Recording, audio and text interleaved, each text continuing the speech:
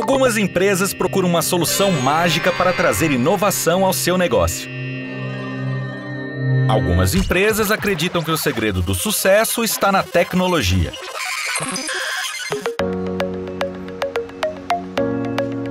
Mas as empresas mais competitivas e modernas sabem que o melhor investimento são os jovens talentos. Aprendizes e estagiários trazem a liberdade, a criatividade e a garra de quem está começando a construir uma carreira e quer provar todo o seu potencial. O CIEE possui toda a experiência para auxiliar qualquer empresa a criar um programa de estágio e aprendizagem. Qualquer empresa mesmo. Entre em contato agora com o CIEE e dê um upgrade no seu negócio. CIEE, transformando vidas, construindo o futuro.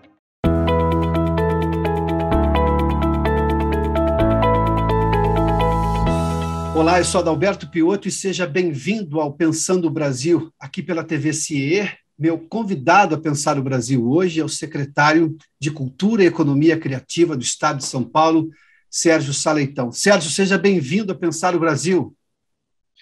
Muito obrigado pelo convite, pela oportunidade. É um prazer estar com você e com todos que estão nos assistindo.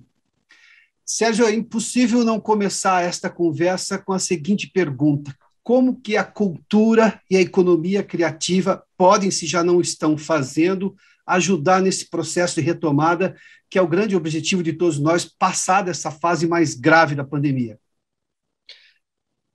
Eu penso que a retomada plena, completa das atividades culturais e criativas, de certa maneira, simboliza a retomada da normalidade, a retomada da vida, a retomada de tudo aquilo que nós fazemos e criamos e pensamos e vivemos, etc. Simboliza, na verdade, a superação da pandemia.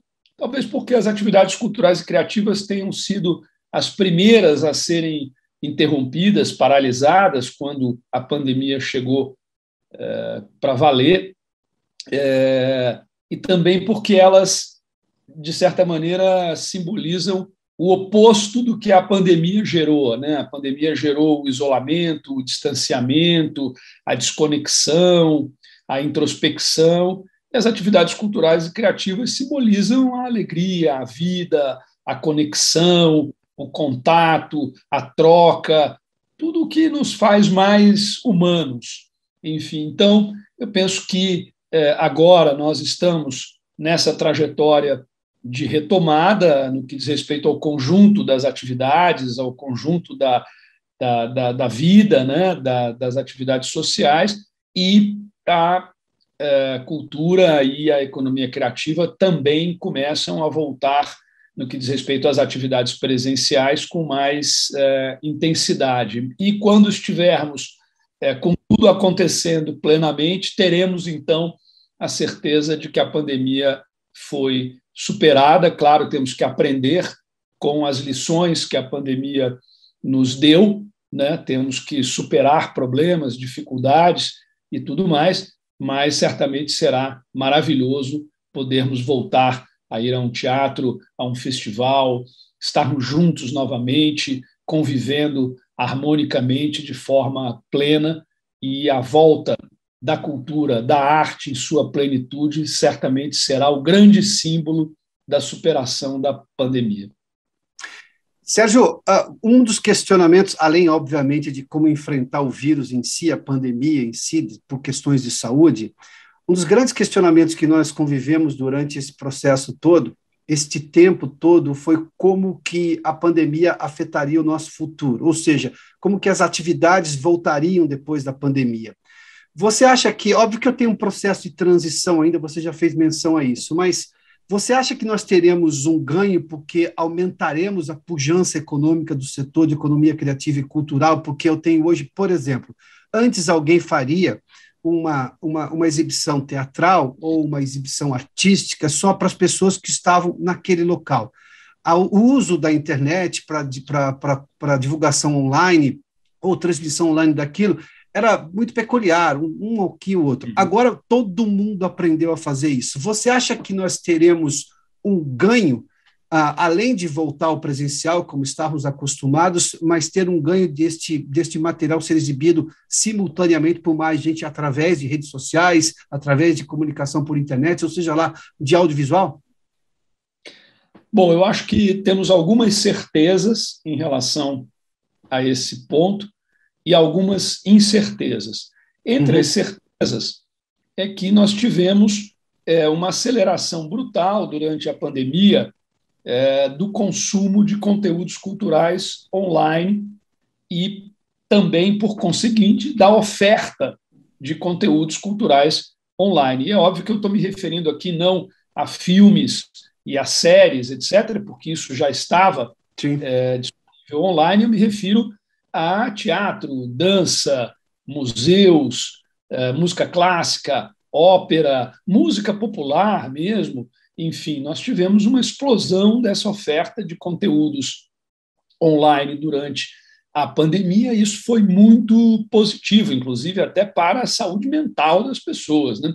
E muito para a cena cultural, para a economia criativa, né? Claro que permanece também o desafio de como monetizar os conteúdos, como monetizar aquilo que é disponibilizado online, mas isso não é exclusivo da cultura, né? Isso diz respeito a tudo que acontece online. Mas, enfim, então aí temos uma certeza. De certa maneira, as pessoas descobriram e construíram, quer dizer, descobriram que podem consumir conteúdos culturais diversos online e criaram o hábito de fazer isso, né?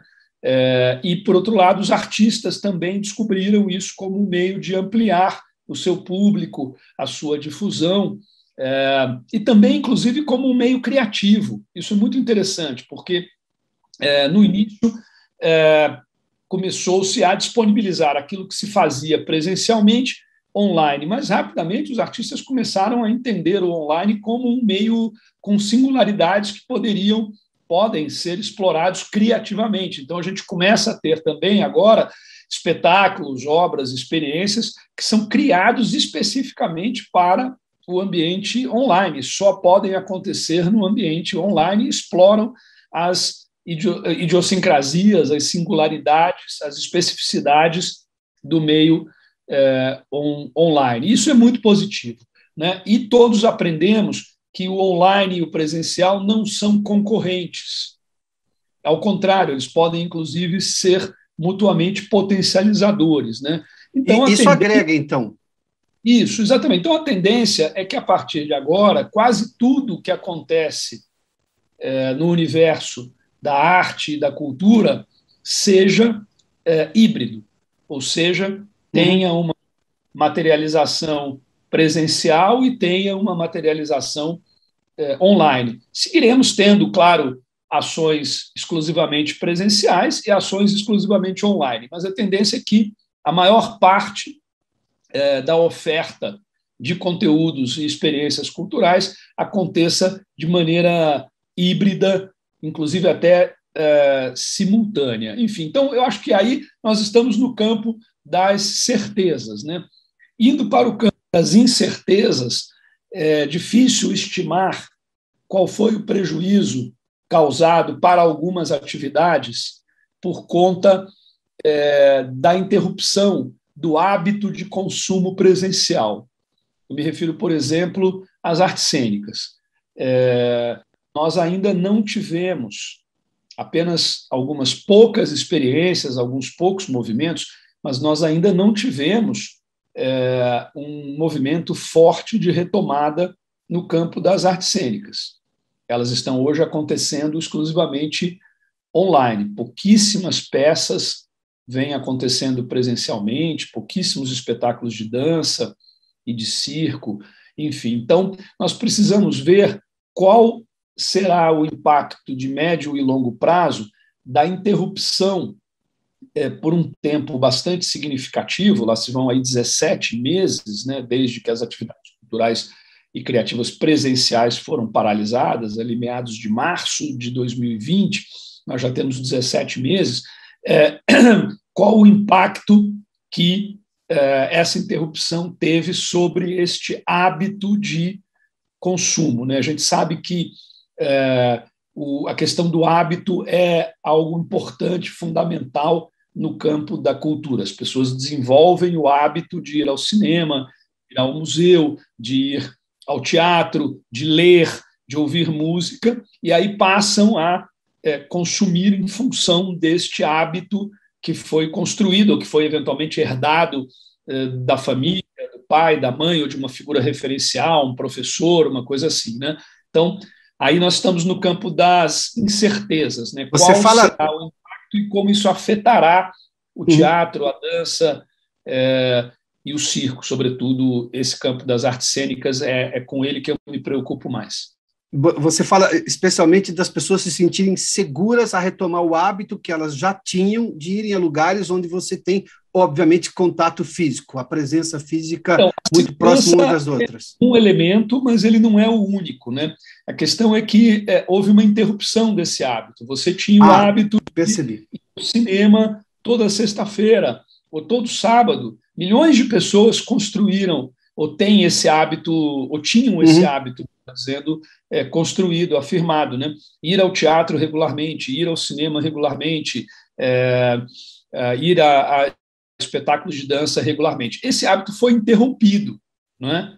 E a questão é como será a retomada, né? Será lenta e gradual? Será imediata assim que houver esta sensação coletiva de segurança? Enfim, então é por isso que eu digo que estamos no campo das incertezas, né? Nós temos alguns elementos, mas ainda não é possível dizer se este hábito será retomado em sua plenitude, se todos retomarão, enfim, vamos ver o que vai acontecer. Claro que eu acho que nós precisamos trabalhar isso até em termos de políticas públicas, né? Para estimular as pessoas agora com a retomada, com a segurança, com, enfim, a superação da pandemia, que é algo que finalmente está no horizonte, né, com concretude.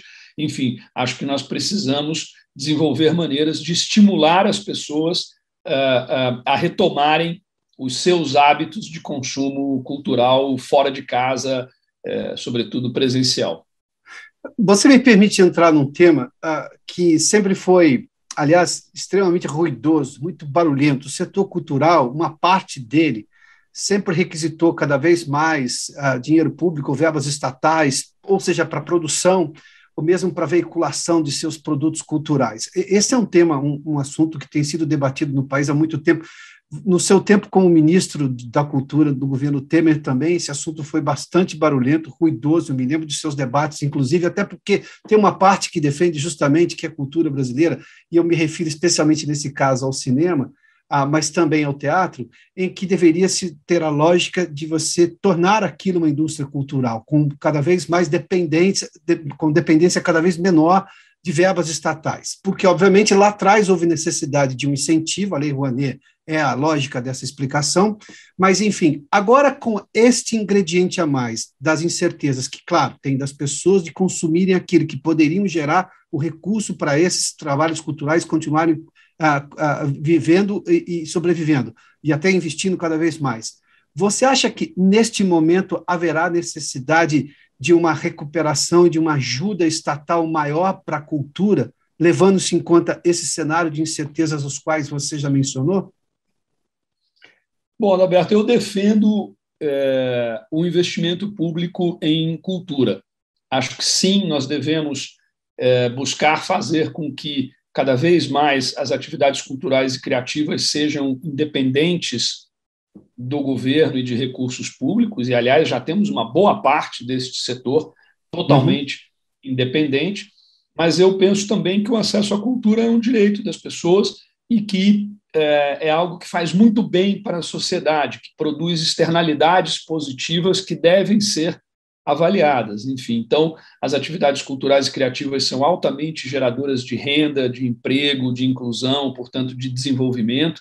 Elas também têm um altíssimo impacto na educação, no turismo, até na saúde, na segurança pública, enfim, em outras áreas, e também um impacto muito positivo na formação daquilo que é o principal drive, a principal força motriz de uma sociedade, que é o seu capital humano, ou seja, as pessoas, o quanto a cultura nos enriquece e nos faz pessoas melhores. Portanto, nós temos aí uma série de externalidades positivas que justificam também o investimento público em cultura. Para além, inclusive, também da dimensão do patrimônio histórico, né? O quanto é importante preservarmos aquilo que compõe o nosso patrimônio cultural, porque isso também é o que nos guia em termos de valores, de ideias, de símbolos para o futuro, porque nos diz quem somos, quem fomos, aquilo que somos capazes de fazer e por aí vai. Enfim, então, eu sou um defensor do investimento público em cultura e acho que esse contexto de crise é, de fato, um contexto onde o investimento público se torna ainda mais necessário. Até porque aqui no Brasil nós temos essa peculiaridade em que o Estado é o grande poupador, portanto, ele é um dos grandes potenciais investidores em qualquer área. É claro que isso tem que ser feito com todo cuidado, isso tem que ter limites, né? Eu não defendo a estatização, nem o Estado grande, nem nada disso, mas eu acho que na cultura, sim, o Estado tem um papel e dentro desse papel está o de investir ainda mais num contexto como esse, que demanda políticas públicas anticíclicas, não é? Porque, senão, a gente corre o risco de perder muita coisa que nós tínhamos, né? Porque essa paralisação ela pode fazer com que muitas pessoas se dediquem a outras atividades. Nós podemos ter, enfim, teatros, empresas, espaços culturais que simplesmente fechem e não consigam retomar por conta da perda de receita durante todo esse período. Enfim, a situação de crise ela exige políticas anticíclicas, sobretudo em áreas que podem dar uma resposta muito rápida e muito positiva, até em termos motivacionais, que foi aquilo que nós falamos, né? Quer dizer, a retomada das atividades culturais e criativas como grande símbolo da superação da pandemia. Então, sim, eu penso que é um momento que exige uma atenção especial em termos de políticas públicas. Aqui em São Paulo, até por orientação do governador João Dória, do vice-governador Rodrigo Garcia, nós temos procurado fazer este investimento anticíclico na área da cultura e da economia criativa, seja por meio de fomento direto e indireto, seja por meio também da disponibilização de linhas de crédito no âmbito do Banco do Povo para microempresas e no âmbito da Desenvolve São Paulo para empresas pequenas e médias do setor cultural e criativo, e há uma resposta muito positiva por parte do setor a esses mecanismos, né? Esse ano nós estamos aportando em mecanismos de fomento direto e indireto 200 milhões de reais. Com isso, nós vamos apoiar a realização de mais de 9.300 projetos culturais, e esses projetos culturais vão gerar algo em torno de 140 mil postos de trabalho, e terão um impacto, um efeito multiplicador sobre a economia bastante significativo. E depois isso também retorna na forma de geração de impostos, né? Porque toda vez que você estimula a economia, você também gera um aumento de arrecadação, então o dinheiro volta para o Estado e pode ser, inclusive, aplicado em outras áreas. Enfim, então nós estamos fazendo isso. Também essa questão aí das linhas de crédito, isso é muito importante, temos colocado como contrapartida a obrigatoriedade das empresas que tomam esse crédito facilitado manter os seus empregos, né? Enfim, então isso tem tido um resultado positivo. O objetivo aí é mitigar o impacto da crise e gerar melhores condições para essa retomada, ou seja, um empurrão, né? Um estímulo ao setor para que ele possa retomar a sua plenitude mais rapidamente. Você falou em você oferecer algo em troca ao Estado, ou seja, você tem ali algumas prerrogativas. Alguém recebe um benefício, seja um crédito subsidiado ou em condições favoráveis, e ele tem contrapartidas a oferecer. Você fez menção a manter os empregos desses locais, quem recebe tem que manter os empregos. As contrapartidas, e eu vou incluir uma outra pergunta nessa questão, você vê também a formação das escolas hoje, as escolas estão conseguindo atender a demanda, óbvio que foi prejudicada durante a pandemia, com formação de jovens, novos jovens, para atender esse cenário crescente, que vinha muito crescente da economia criativa, ou seja, as contrapartidas das empresas podem também incluir contratação de novos jovens, de escolas que formem melhor pessoas para atender o universo da cultura, porque há uma formação específica muito detalhada nessas áreas também. Como é que você vê este aspecto? Olha, você tocou num tema chave, que eu não vejo tendo a atenção devida, a atenção necessária, não é? Que é a questão dos jovens, né? Nós temos hoje um índice muito grande de jovens entre 16 e 24 anos que estão desempregados. A taxa de desemprego nessa faixa etária ela é mais do que o dobro da taxa média de desemprego da economia brasileira. E quando nós estamos falando de desemprego, nós estamos falando de pessoas que estão procurando emprego e não estão conseguindo. Não estamos nem falando daquelas que não estão procurando emprego, de maneira que a estimativa que existe é de cada 2 jovens nessa faixa etária que você vê na rua, 1 não trabalha.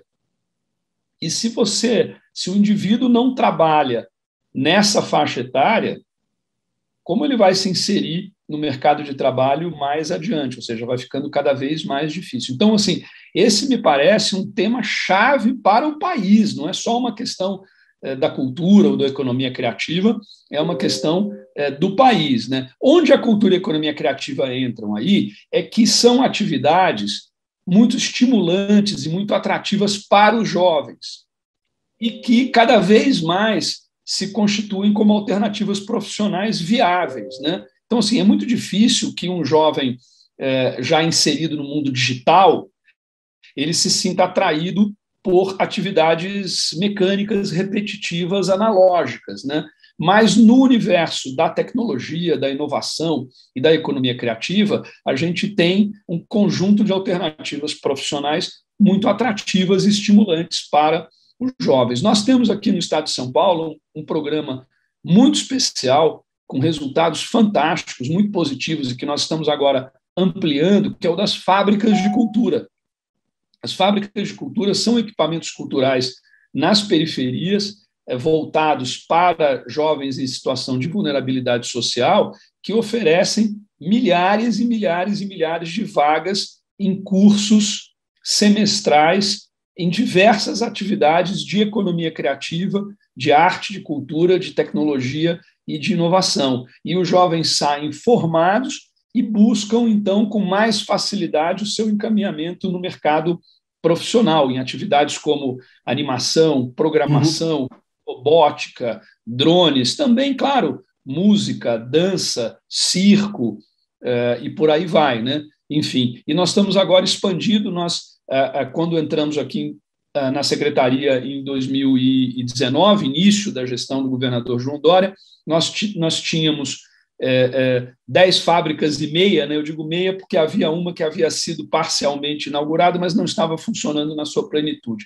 que é a de Diadema. Nós colocamos essa para funcionar plenamente, criamos uma nova em São Bernardo do Campo, que está funcionando desde o ano passado, e mantivemos as atividades durante a pandemia, claro, online, então migramos as atividades presenciais para o online, e agora essas atividades voltaram a acontecer também presencialmente. E nós estamos criando mais 5 fábricas, agora expandindo para o interior, né? Esse programa ele existiu originalmente apenas na capital. Diadema foi a primeira fábrica de cultura fora da capital, São Bernardo agora a segunda, vamos ter uma em Heliópolis, que é a capital, mas teremos outras 4 em municípios do interior. Nós estamos falando, Adalberto, só com as que estão atualmente funcionando, em 400 mil jovens de São Paulo recebendo treinamento, capacitação de alto nível em atividades culturais e criativas, né? Enfim, então é algo que tem um impacto muito significativo, tem uma escala muito grande.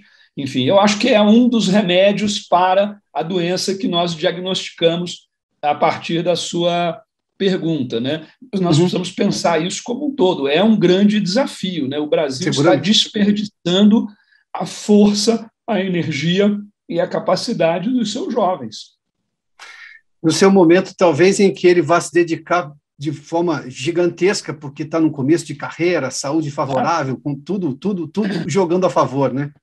Uhum. Sérgio, você fez menção a um outro ponto aí em relação a museus, quando lhe perguntei sobre as questões de se haveria necessidade de ajuda estatal.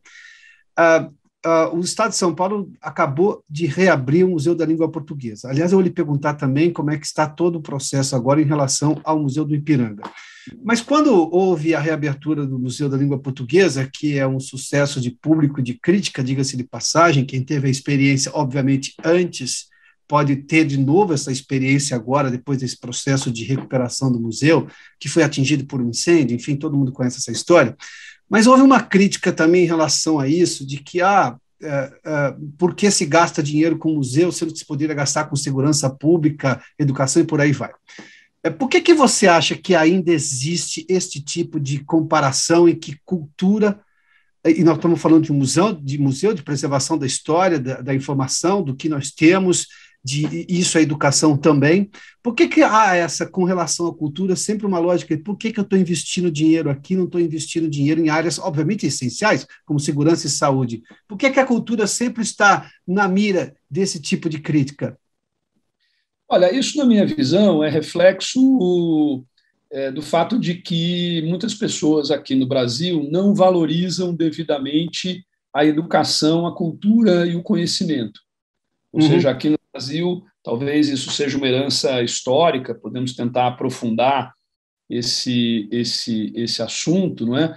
Mas o Brasil é um país onde o empirismo impera, né? Onde a prática impera, onde o dia a dia comezinho impera e muitas pessoas não dão o devido valor à educação, à arte e à cultura, e ao conhecimento, que são elementos chaves, fundamentais para que o ser humano seja cada vez melhor e realize cada vez mais e evolua em todos os sentidos, né? Enquanto indivíduo, claro, enquanto sociedade, enfim. Então, como reflexo desse fenômeno, nós temos um certo desprezo estrutural à arte e à cultura.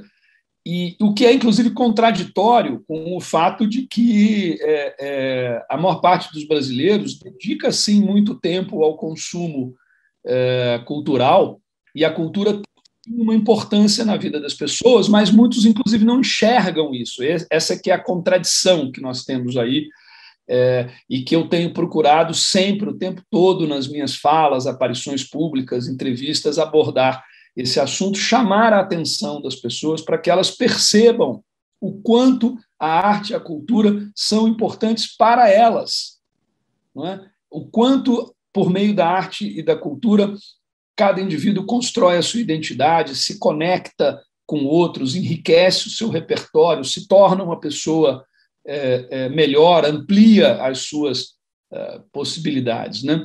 E acho que quando as pessoas param para pensar, elas enxergam isso. É um pouco o que acontece com a energia elétrica, né? Quer dizer, a gente só se dá conta da importância que a energia elétrica tem na nossa vida quando falta, né? Claro.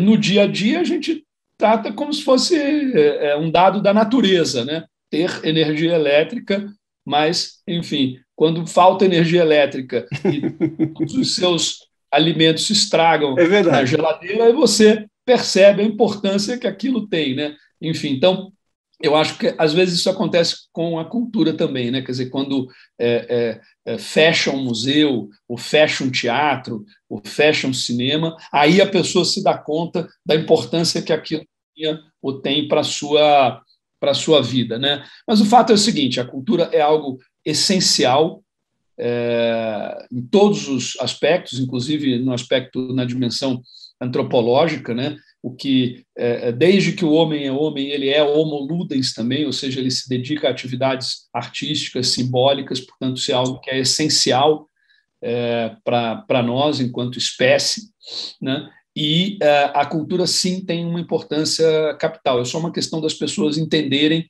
e perceberem. E aí, quem percebe e entende isso não faz afirmações como essas. Entende que o investimento, inclusive público, mas não só, claro, privado também, em cultura, é tão fundamental quanto o investimento em segurança pública, ou em educação, ou em saúde, até porque tem repercussões positivas sobre essas áreas. Nós temos aí, Adalberto, já comprovadas, né? Já comprovadas, diga-se de passagem.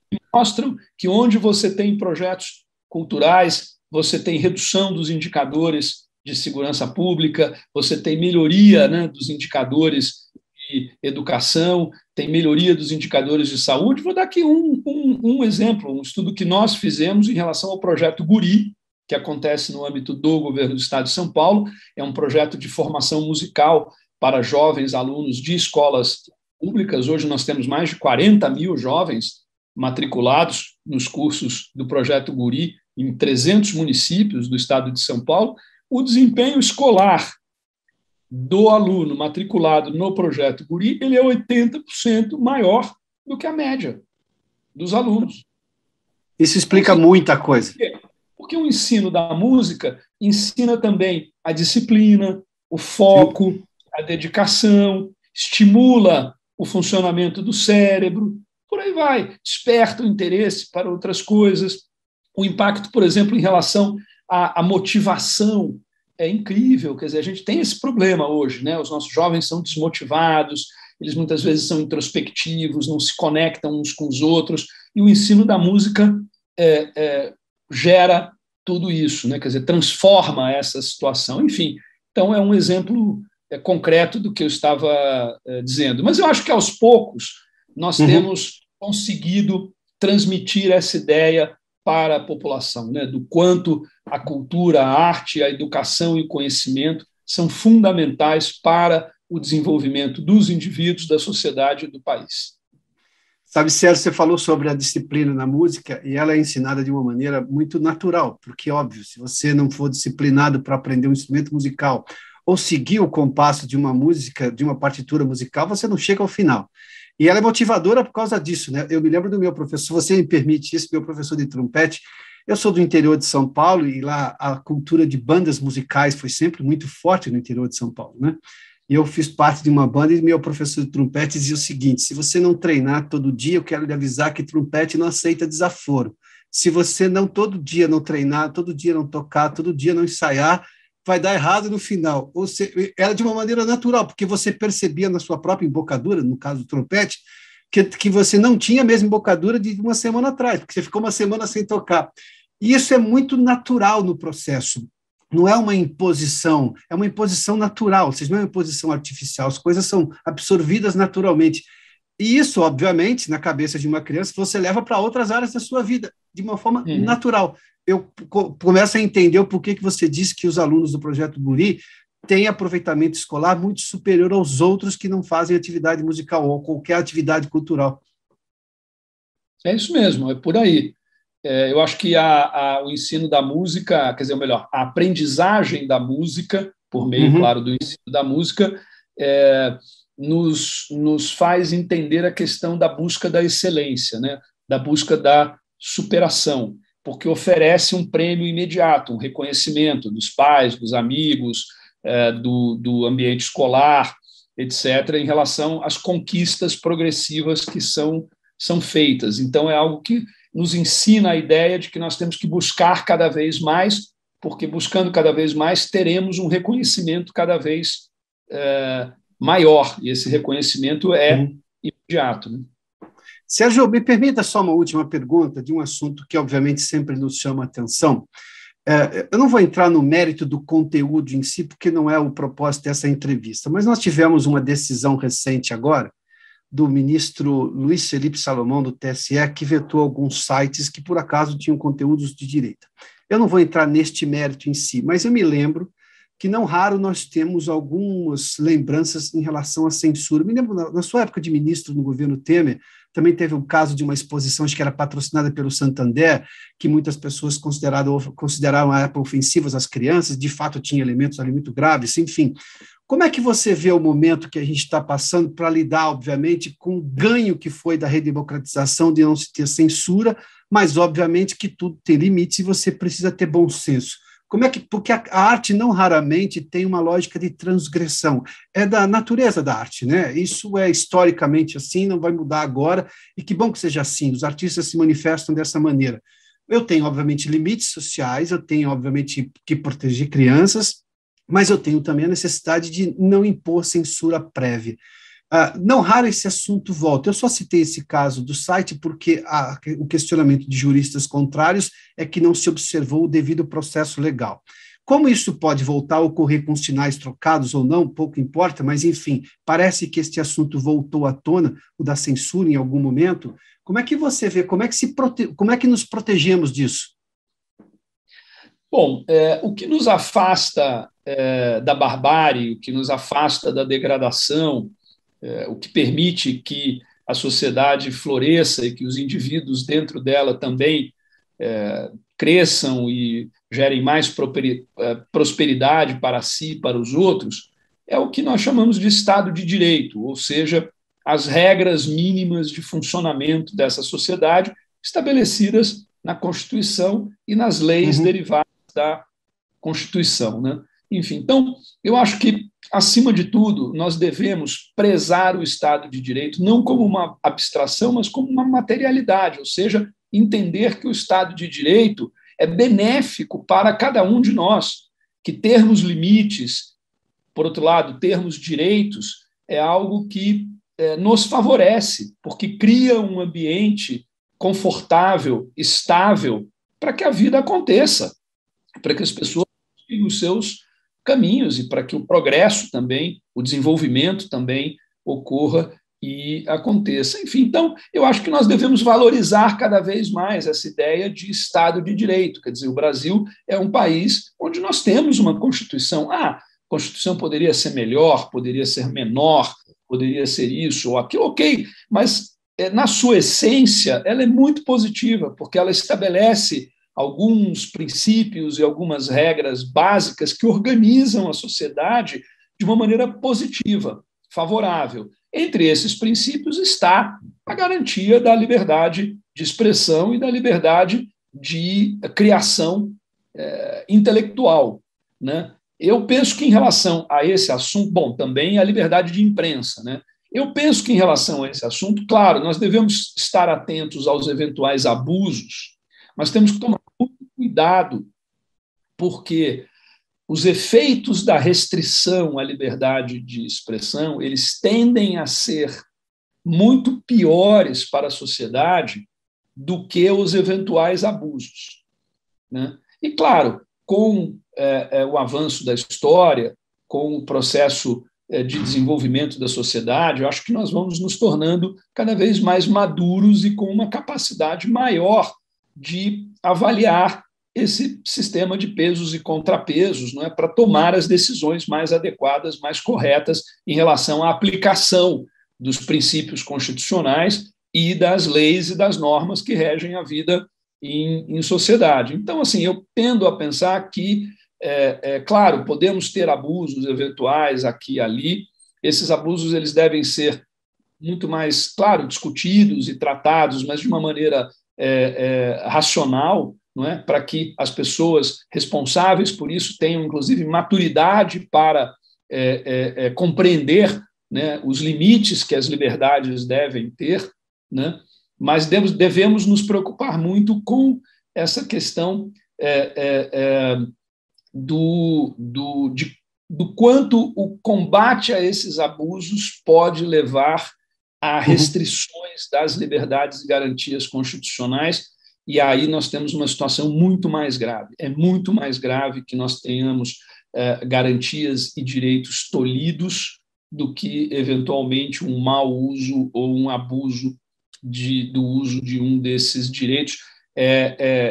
Enfim, é o que eu penso em relação a isso. Quer dizer, no mais, acho que nós devemos sempre, permanentemente, defender esses princípios e garantias e todo o arcabouço legal que rege a vida em sociedade, porque, por mais que possamos questionar uma ou outra lei, a aplicação de uma ou outra lei, é melhor que tenhamos isso do que não tenhamos, porque isso é o que nos afasta da barbárie, da degradação, do cada um por si, da afirmação da violência física sobre outros valores, enfim. É algo que nós devemos estar o tempo todo vigilantes e preocupados, mas devemos nos pautar, sobretudo, pela obediência e pelo cumprimento dos princípios e garantias constitucionais. Sérgio Saleitão, secretário de Cultura e Economia Criativa do Estado de São Paulo. Sérgio, muitíssimo obrigado pela gentileza da entrevista aqui ao Pensando no Brasil. Muito obrigado a você pela oportunidade, acho que as perguntas foram ótimas, acho que podemos transcender um pouco as atividades prosaicas, né, do dia a dia e, como você propôs, pensar um pouco o Brasil e questões que podem nos levar a construir um futuro melhor para o nosso país e para o conjunto da sociedade, né? Por isso que eu tenho pautado a minha atuação na administração pública, fazer com que a gente possa, claro, a partir do campo da arte e da cultura, mas fazer com que o país seja um país melhor para os seus cidadãos, com mais democracia, com mais tolerância, com mais equidade, com mais liberdade, com mais qualidade de vida para todos, né? Acho que nós conseguimos discutir assuntos aqui que são importantes nesse sentido. Muito obrigado pela chance, pela oportunidade. Eu que agradeço uma vez mais, Sérgio. Obrigado, viu? Obrigado, valeu.